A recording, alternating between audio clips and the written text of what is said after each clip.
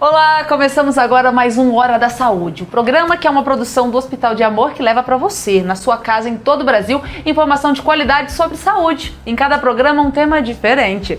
O aparecimento de manchas, principalmente no rosto, está entre as queixas mais comuns nos consultórios dermatológicos e clínicas estéticas.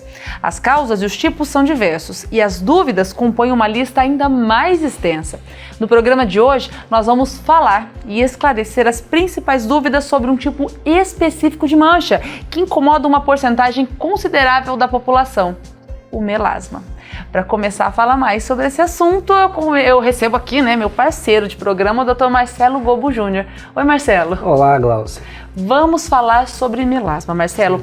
Segundo o estudo realizado pela Faculdade de Medicina da Universidade Estadual Paulista, Unesp, estima-se que entre 15% e 35% das mulheres brasileiras tenham melasma. Apesar de também acometer os homens, essa condição tem prevalência no público feminino, sobretudo entre as que possuem ascendência negra ou asiática. Pois é, Glaucia, o melasma ele é caracterizado pelo surgimento de manchas escuras na pele, mais comumente na face, mas que também pode aparecer em outras regiões do corpo, principalmente as que acabam ficando mais expostas ao sol, como braços e colo. E é uma coisa que incomoda muito, viu, Marcelo? Sim. Só quem tem sabe. Senta aí, vamos falar mais sobre esse assunto. Primeiro, o que é melasma e como o melasma se desenvolve? Quando a gente vai pensar em lesões elementares, em dermatologia, o melasma ele compõe um tipo que é a mancha, a alteração de coloração da pele. E você tem aumento da pigmentação naquela região. Tem vários fatores que predispõem a isso. Um deles envolve a questão hormonal como um fator predisponente. E aí você tem essa alteração de pigmentação e a luz solar acaba reforçando isso. Você está colocando a mão aqui, mas geralmente aqui, né? Isso, geralmente é face e colo, que são as regiões mais acometidas. Marcelo, e quais são as causas, as principais causas dos melasmas? Então, a principal causa vai ser essa vulnerabilidade do indivíduo. Então, você tem um fator genético predisponente, Então, tanto algumas etnias quanto algumas famílias. Você tem um fator do indivíduo, da constituição da relação hormonal. Então, mulheres têm mais melasmas do que homens. Além de períodos da vida da mulher em que isso é mais frequente, como, por exemplo, a fase gestacional, por conta dessa oscilação hormonal. Então, você tem esses fatores predisponentes. É interessante a gente falar sobre fototipo, em relação ao melasma. Então, a gente já comentou aqui em programas anteriores sobre a variação dos fototipos, como a pele, ela, dentro da espécie humana, tem diversas tonalidades. E essa variação das tonalidades podem ser agrupadas em pequenos grupos, que são os fototipos. Alguns fototipos têm mais predisposição do que outros, justamente por essa maior vulnerabilidade e sensibilidade à radiação e à exposição à luz. Quem tem essa tendência toma só essa predisposição, toma só e piora. Sim, mancha. E não só a luz solar, Isso envolve a fotoexposição mesmo a dispositivos eletrônicos, lâmpadas fluorescentes, que também podem ativar pelo tipo de radiação que é emitida, e de exposição, também é um tipo de radiação de luz que acaba favorecendo essa pigmentação. Marcelo, e por que as mulheres são mais propensas a desenvolverem o melasma, a apresentarem o melasma? Justamente por essa questão hormonal, que deixa a pele mais sensível, e a alteração dessa pigmentação. E as mulheres sofrem com hormônio em todas as fases da vida, Sim. Tem lá a adolescência, tem lá a TPM, depois tem a gravidez. Então, em todas essas fases a mulher fica mais sujeita. Como a gente tem relação direta com os hormônios sexuais femininos, então você vai perceber que a maior fase de que você vai ver a maior frequência são em mulheres jovens, tanto na adolescência quanto durante o período reprodutivo, justamente por essa flutuação hormonal, esse ciclo, do período reprodutivo feminino natural. Marcelo, eu como mulher posso falar, melasma realmente incomoda. Eu também sofro desse mal. Quando eu tomo muito sol, assim, eu não quero sair sem maquiagem porque realmente incomoda.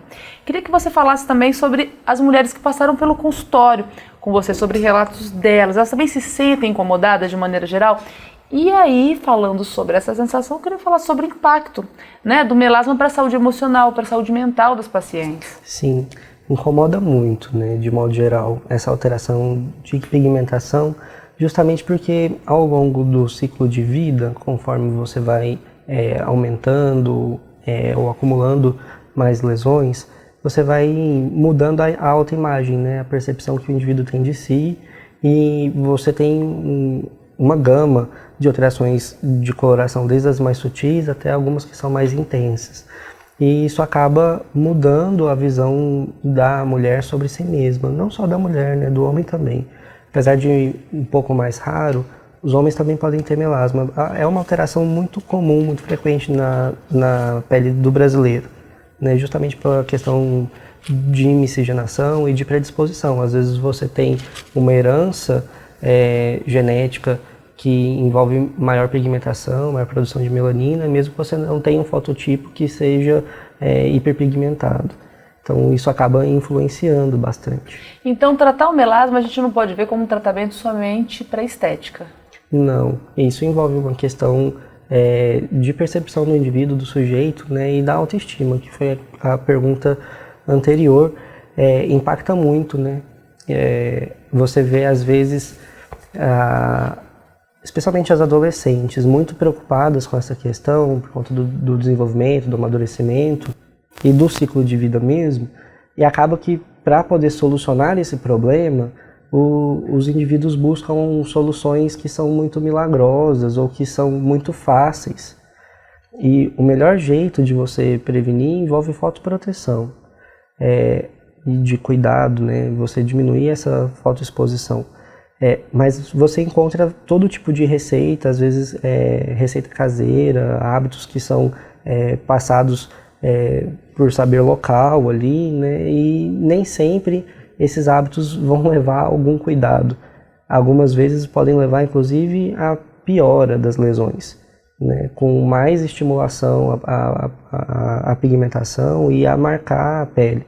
Isso é muito importante de ser dito, justamente para que quem estiver nos assistindo procurar ajuda especializada para poder tirar as suas dúvidas, né, e não fazer qualquer tipo de prática ou de procedimento em casa, sem supervisão, por conta dos riscos.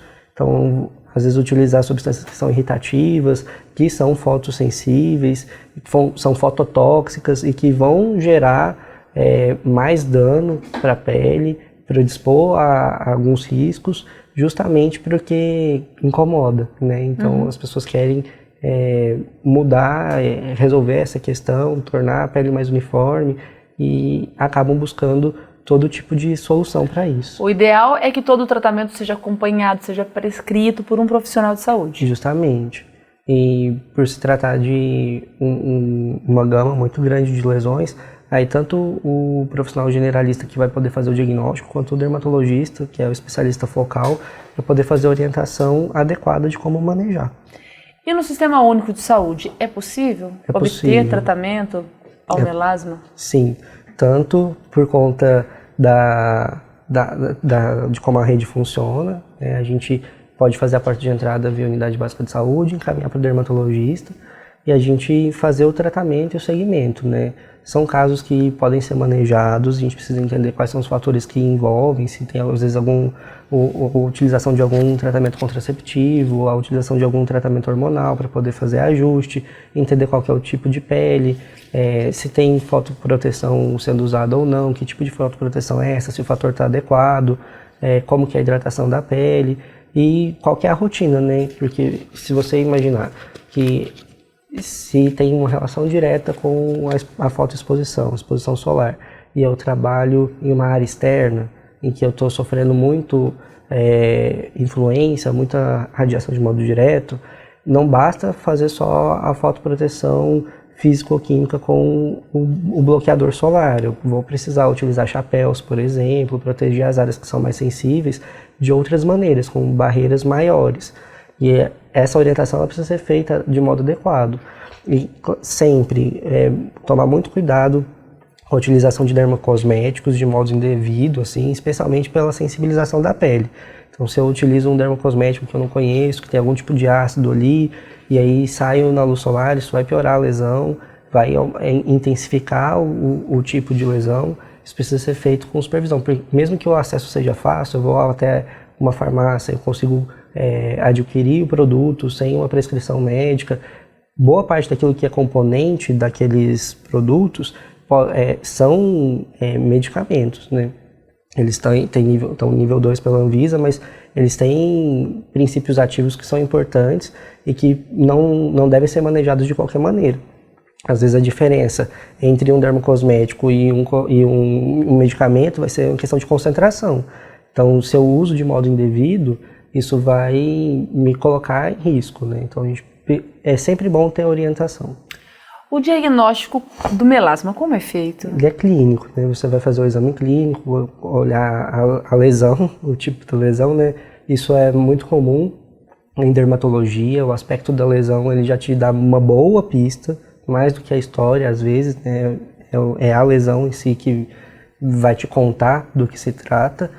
E aí você faz o diagnóstico de modo clínico, né? Pela avaliação da lesão, pode estudar a lesão com dermatoscópio, fazer o diagnóstico diferencial.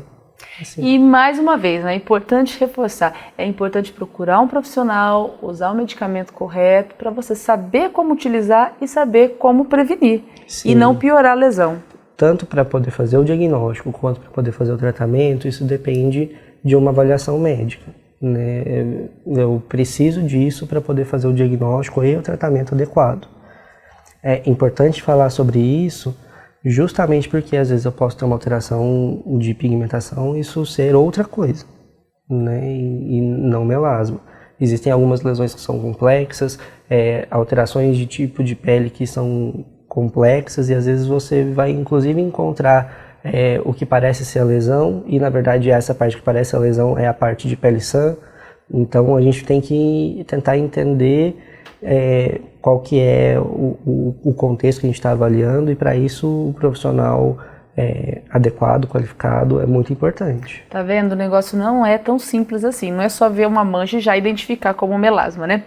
Marcelo, você continua aqui com a gente, né, para o segundo bloco? Sim. E você aí de casa continue com a gente, daqui a pouquinho, depois do intervalo, a gente recebe uma convidada. É a Mariana de Salve, ela que é dermatologista e vai explicar mais sobre tratamento, procedimentos no combate ao melasma. A gente já volta.